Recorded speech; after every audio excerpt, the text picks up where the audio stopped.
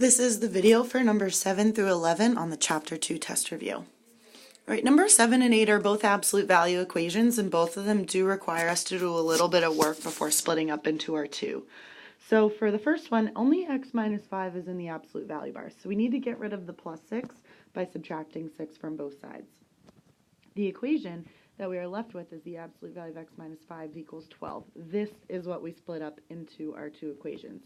Set 1 equal to positive 12, set 1 equal to negative 12.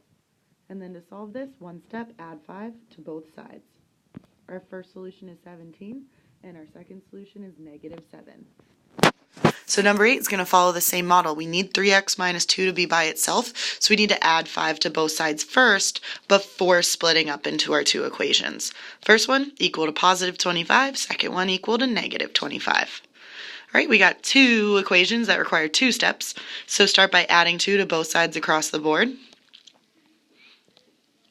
and then divide by 3 on both sides across the board. Our first solution is positive 9. Our second solution is negative 23rd thirds. If you wanted to put negative 7.7, that's okay. All right, number 9, we need to distribute on that right-hand side before we can move anything from side to side, and we end up with 3x plus 9. Since we have variables on both sides, numbers on both sides, let's get our letters to the left. Subtract 3x from both sides to undo the positive 3x. We end up with 4x plus 9 is equal to 9. Get our numbers to the right by subtracting 9 from both sides, we get 4x equals 0. This does not mean no solution. Our variable is still there. 4 times x equals 0. Solve for x, divide by 4, both sides, and 0 divided by 4 is 0. It's totally fine to get a solution that is 0. Number 10, we have the distributive property on both sides of our equation. So we get negative 4 plus 10m, be careful with your signs, and then 10m minus 10, don't forget about the plus 6. Before we can move anything side to side, we need to get our like terms combined on that right side. Negative 10 and 6 combined to negative 4. Now we can subtract our 10m from the right to the left, and we realize they both cancel out. But we are left with a true statement, so all real numbers is our answer. Number 11 is going to be very similar, where we have the distributive property on both sides. So distribute the 6 and bring down that plus 3.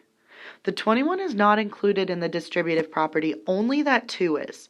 2y minus 2.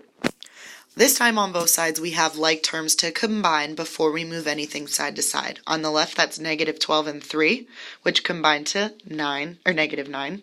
And on the right side, 21 and negative 2 combine to positive 19. Now that both sides have like terms combined, we can move side to side. Let's get the 2y to the left by subtracting it.